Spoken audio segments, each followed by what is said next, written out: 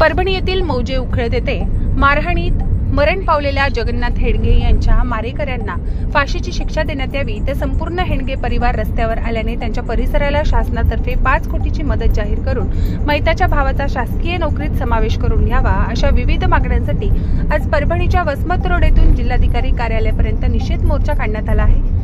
या निषेध मोर्चामध्ये जगन्नाथ हेडगे यांच्या पत्नी व मुलीसह संपूर्ण गावातील मंडळी उपस्थित होती। लवकरात लवकर आम्हाला न्याय द्यावा अशी मागणी यावेळेस परिवारातर्फे करण्यात आली। तर मारहाण करणारे संस्थाचालक चव्हाण दाम्पत्य फरार असल्याचं प्रसिद्ध पत्रक पोलिसांनी जाहीर केले होते। ज्या कोणाला आढळून आल्यास तात्काळ कळवावे आणि माहिती देणाऱ्याला योग्य बक्षीस देण्यात येईल, असे देखील या प्रसिद्ध पत्रकारांमध्ये पोलीस प्रशासनातर्फे नमूद केले आहे।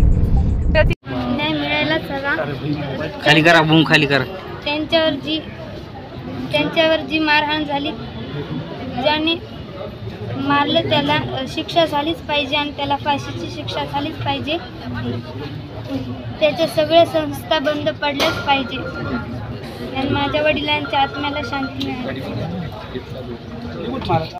तात्काळ त्याचं शिक्षण शाळा बंद पडावं त्याच्या, आणि आमच्या महाराजाचा जे त्याची परिस्थिती वाईट आहे, जी गव्हर्नमेंटनं वैयक्तिक मदत करावी आणि जे आरोपी आहे जे फरार आहे त्याला तात्काळ अटक करण्यात आणि फाशीची सजा याच्यामध्ये जे कोणी दोषी हो त्यांच्यावर कडक कारवाई झाली पाहिजे। प्रशासनाला एवढीच मागणी केली की आज ही घटना आमच्यावरती आलेली आहे, महाराजांवरती आलेली, आमच्या कुटुंबावरती आलेली आहे। याच्यानंतर ही घटना दुसरं कुठल्याही कुटुंबावरती, कुठल्याही वारकरी संप्रदायाचं असेल, शेतकरी असेल, शेतमजूर असेल, सर्वसामान्य असेल, कुणाच्याही कुटुंबावरती ही घटना होऊ नये।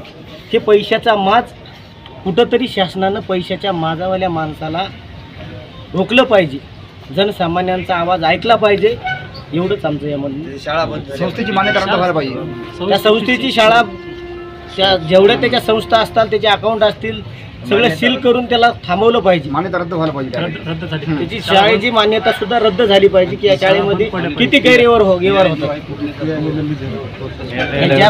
रियाज कुरेशीसह मी अबोली जोशी, DLP न्यूज परभणी।